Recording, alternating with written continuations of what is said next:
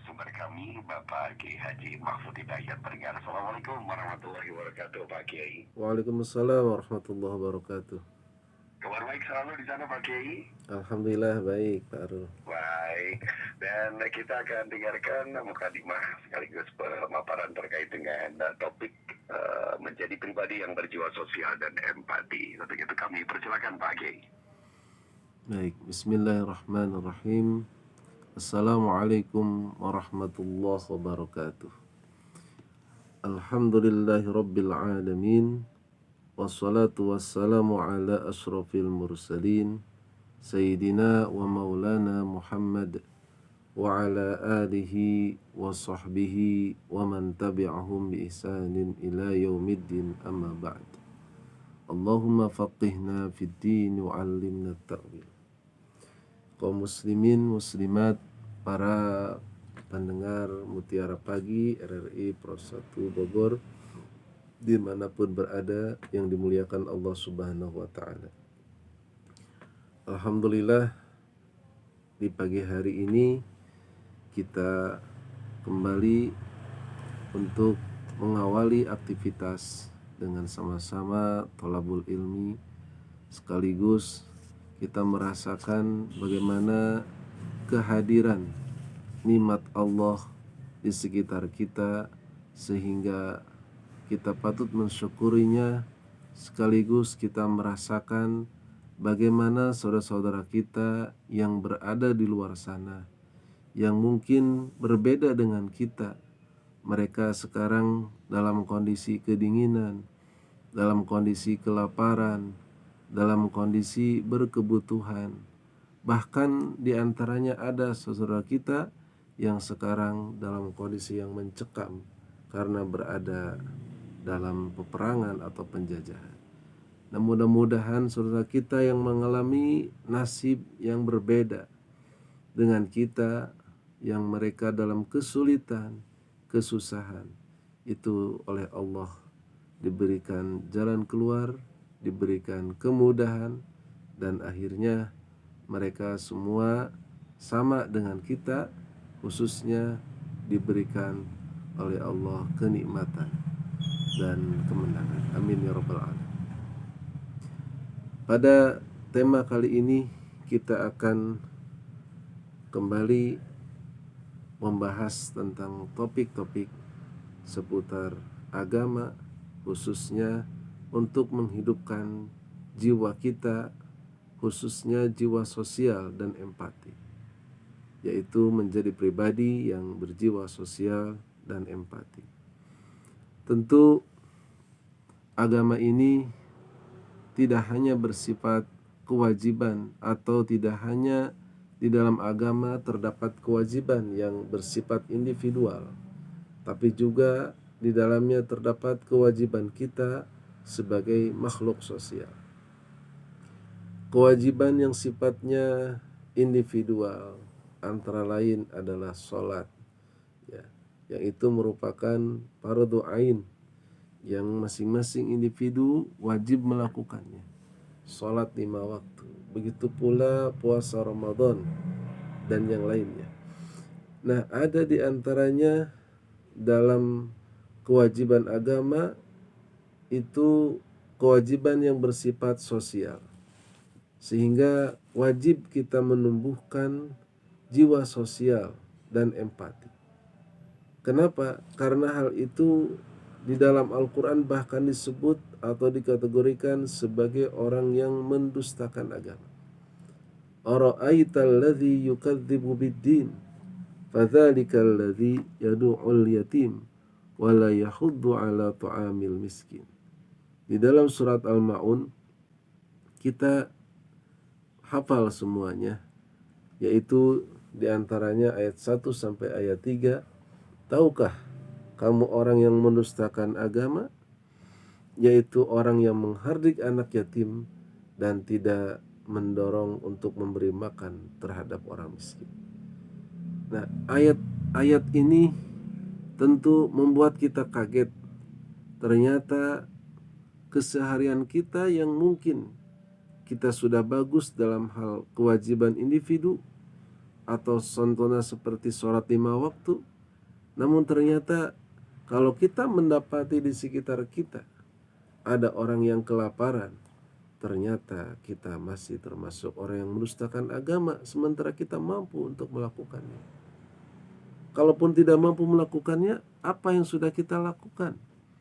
Misalnya tidak bisa memberi mereka makanan, atau minimal kita memberikan motivasi atau mengajak orang lain untuk memberikan makanan terhadap mereka yang kelaparan.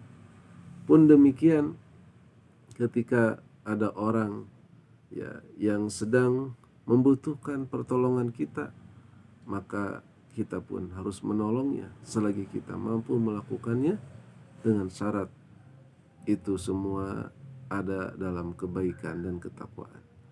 Wa ta'awanu 'alal birri wat taqwa wa la ta'awanu 'alal ismi wal 'udwan. Saling tolong menolonglah dalam hal takwa, dalam hal kebaikan dan takwa, dan jangan saling tolong menolonglah dalam hal dosa dan permusuhan. Ma'asyiral muslimin rahimakumullah.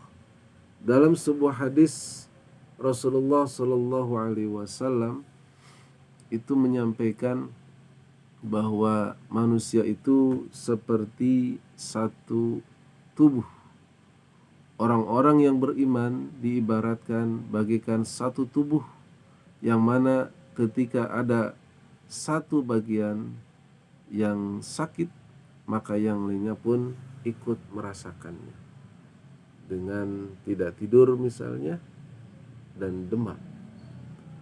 Ya, ini sebagaimana hadis Rasulullah SAW yang diriwayatkan oleh Imam Muslim, masalul mu'minina fi tawaddihim wa tarahumihim wa ta'atufihim kamasalil jasad idza ishtaka anhu udhun tada'a lahu sairul jasad bis-sahari wal humma. Sehingga kaum muslimin muslimat mutlak bagi kita untuk menyayangi, untuk mengasihi, untuk berempati kepada sesama. Dan tentu kita mengetahui bahwa kita semua adalah bersaudara. Apabila kita seagama sebagaimana konsep yang disampaikan oleh Hadratus Syekh Hasyim Asy'ari, sesama muslim kita ukhuwah, ukhuwah Islamiyah. Kemudian sesama anak bangsa, ukhuwah wataniyah, kita bersaudara. Bahkan lebih luas lagi sesama manusia, ukhuwah basyariyah. Dan semua bersaudara sehingga tidak ada alasan bagi kita untuk membiarkan penderitaan orang lain sementara kita mampu untuk menolongnya. Sehingga berjiwa sosial dan empati adalah bagaimana kita merasakan apa yang telah atau yang sedang mereka rasakan, khususnya terkait penderitaan dan kesulitan. Mudah-mudahan hal ini bermanfaat. Assalamualaikum warahmatullahi wabarakatuh. Wallahu a'lam. Waalaikumsalam warahmatullahi wabarakatuh. Pemaparan terkait dengan topik kita di pagi hari ini baru saja kita dengarkan bersama dari Pak Kiai Mahfud. Saudara pendengar, bahwa memang hidup ini terasa lebih indah kalau kita bisa saling peduli ya, karena pada akhirnya kita semua butuh empati, butuh hadirnya orang lain dalam perjalanan kita. Dan beberapa pesan juga telah kami akomodir via WhatsApp Pro 1 di 08 105 kali 4200. Pak Kiai, izin saya bacakan kembali ya Pak Kiai ya. Yang pertama ini narasinya cukup panjang sekali dari Pak Onoy di Ciparigi. Saya akan bacakan ke Putri. Izin pertanyaan kepada Pak Ustadz, pertanyaannya, dalam beragama atau kepercayaan dan keyakinan tentunya butuh hal yang esensial dari arti ketuhanan, kebenaran, cahaya, dan jalan kebaikan, di mana semua itu tersimpan dalam arti makna dan hakikat dalam ilmu agama. Namun di sisi lain, ilmu pengetahuan juga memberikan alternatif lain dalam memahami arti dan makna tersebut.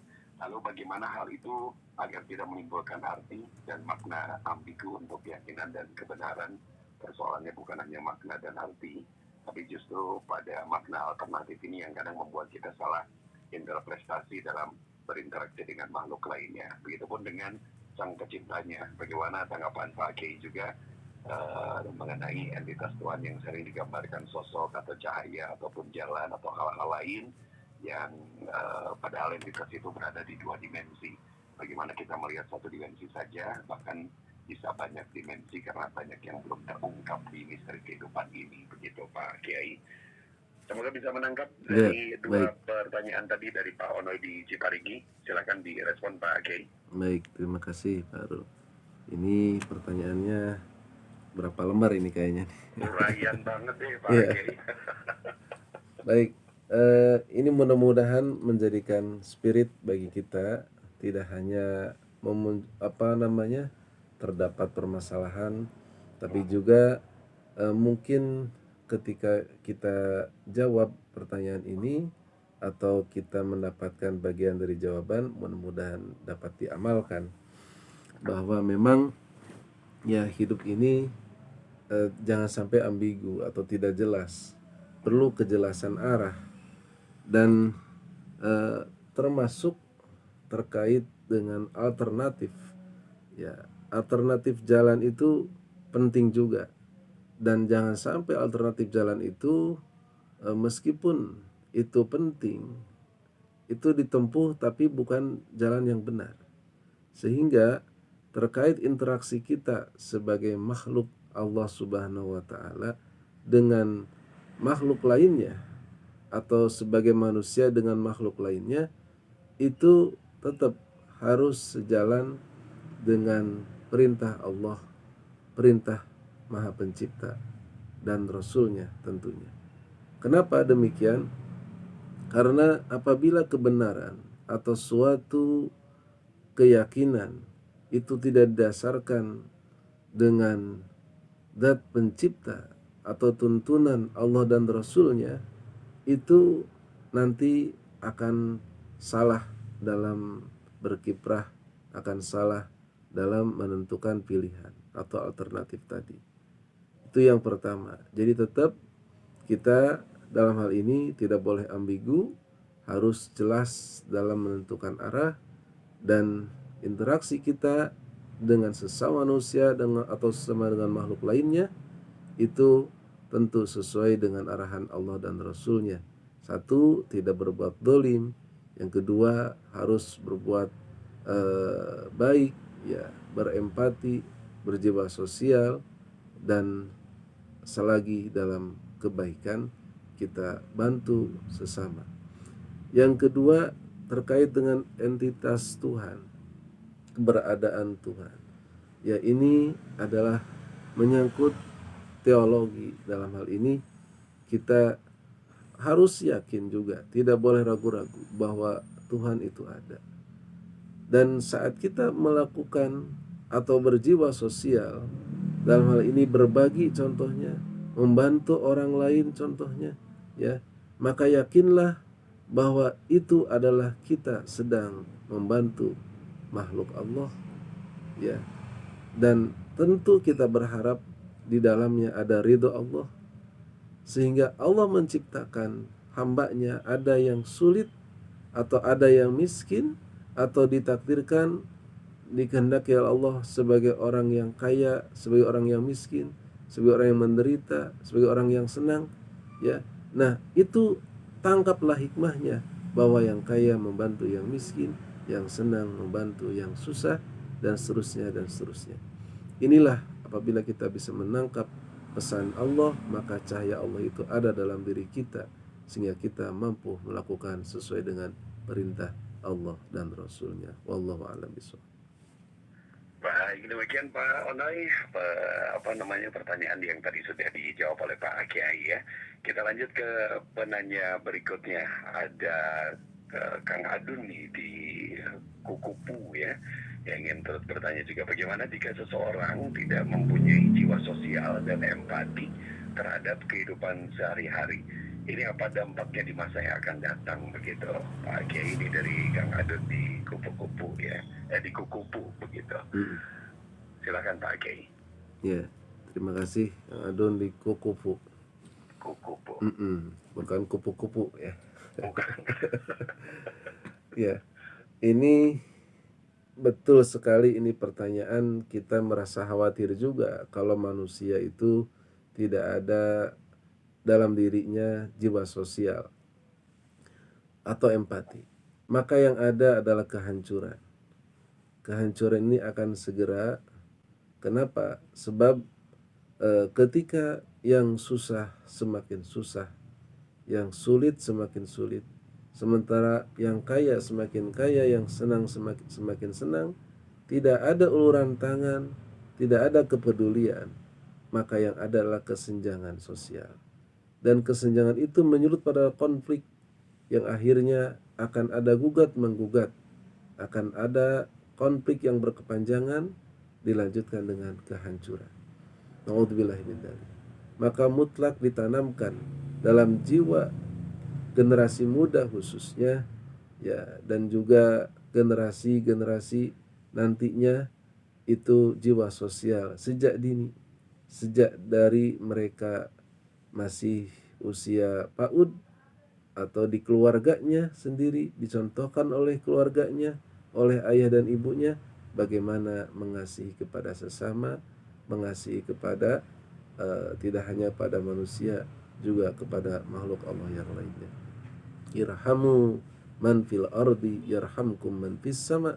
Ya, berkasihilah atau berbagi sayanglah terhadap makhluk yang ada di bumi, maka makhluk yang ada di atas sana, ya, para malaikat itu mereka akan mengasihi kita.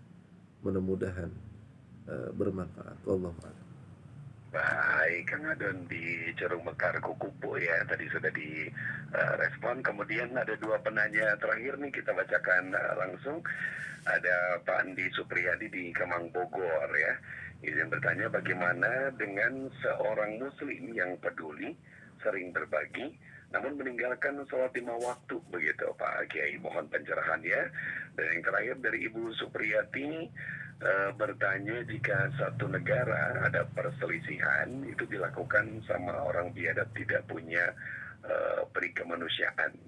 Oh, ini lebih ke apa ini, pertanyaan tapi sekaligus pernyataan ya. Terima kasih, mohon pencerahannya dari Ibu Supriyati di Sindang Barang. Silakan Pak Ustadz dari Pandi dan juga Ibu Supriyati di Sindang Barang.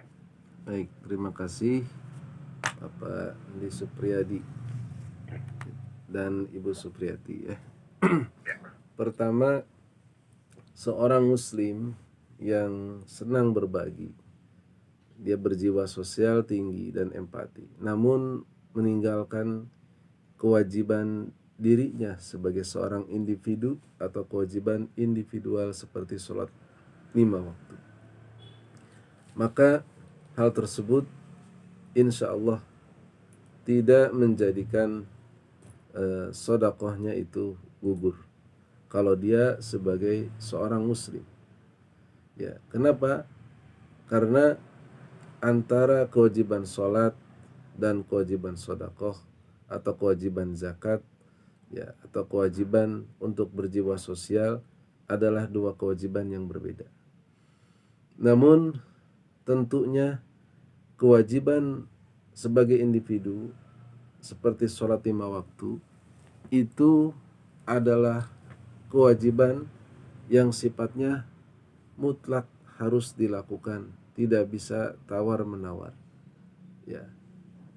Sehingga orang yang sholat itu sejatinya dalam dirinya muncul jiwa sosial. Ya. Ada juga yang jiwa sosial, dia itu ketika berempati kepada sesama, tentu dalam dirinya meyakini bahwa mereka adalah makhluk Allah.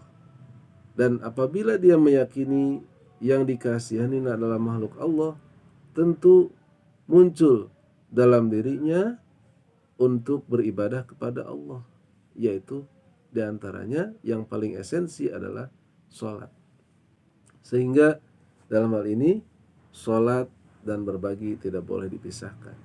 Kalau itu kita melihat ada orang yang senang berbagi namun masih belum sholat, ya insya Allah berbaginya dapat pahala Ya, meskipun wallahu alam, ya, apakah pahalanya sama dengan pahala orang yang sholat ataupun tidak. Yang penting dalam dirinya ada keimanan dan dia meninggalkan sholatnya bukan karena ingkar kepada Allah, tapi lebih kepada karena malas, ya, bukan karena mengingkari kewajiban sholat. Kalau dia mengingkari kewajiban sholat atau dia menganggap bahwa sholat itu bukan wajib, bisa jadi ini menjadikan hangusnya ibadah-ibadah lainnya karena mengingkari perintah Allah. Yang kedua adalah tentang satu bangsa yang biadab, yang tidak berperi kemanusiaan, ya, melakukan genosida misalnya. Nah, itu mereka adalah orang-orang yang zolim, yang mana orang-orang zalim itu jangankan mereka memiliki jiwa sosial atau jiwa empati, yang ada dalam dirinya adalah jiwa-jiwa serigala yang ingin memangsa lawannya, menghabisinya untuk kenikmatannya sesaat. Dan kita ingat bagaimana sebuah hadis, ya, Rasulullah SAW menyampaikan bahwa nanti di alam mahsyar dikumpulkan semuanya termasuk hewan-hewan, di antaranya kambing yang tidak ada tanduknya dengan kambing yang ada tanduknya, dan kambing yang tidak ada tanduknya di akhirat mereka akan menuntut kepada yang ada tanduknya, sampai-sampai oleh Allah dulu mereka sering diseruduk, maka di akhirat gantian mereka yang menyeruduk itu kambing, apalagi manusia. Mudah-mudahan kita terhindar dari kezaliman dan kita tumbuhkan dalam diri kita, keluarga kita khususnya, sifat sosial, berjiwa sosial dan empati, sehingga kita semua dapat merasakan kenikmatan tidak sendiri namun juga bersama-sama. Wallahu a'lam bishawab. Assalamualaikum warahmatullahi wabarakatuh. Waalaikumsalam warahmatullahi wabarakatuh. Itu sudah sekaligus closing statement tampaknya Pak Kiai. Ya, Dan saya ucapkan terima kasih kepada atensi yang sudah Anda kirimkan ke WhatsApp Pro 1, dan tentu berbagi kepedulian serta empati bukan soal seberapa besar yang kita punya ya Pak Kiai, tapi seberapa tulus kita ini memberi arti, dan semoga hal ini mengingatkan kita semuanya bahwa hati yang peka dan juga jiwa sosial ini akan menjadi cahaya bagi di sekitar kita. Baik, menyudahi kebersamaan kita di Mutiara Pagi untuk edisi Senin 25 Agustus 2025 dan mengantarkan kita tepat pukul 6 waktu Indonesia Barat. Untuk saatnya kami perbarui informasi Anda menyimak rangkaian kabar yang tersaji dalam Warta Berita RRI Bogor sesaat lagi. Tetaplah bersama kami di Pro 1 RRI Bogor. Bersama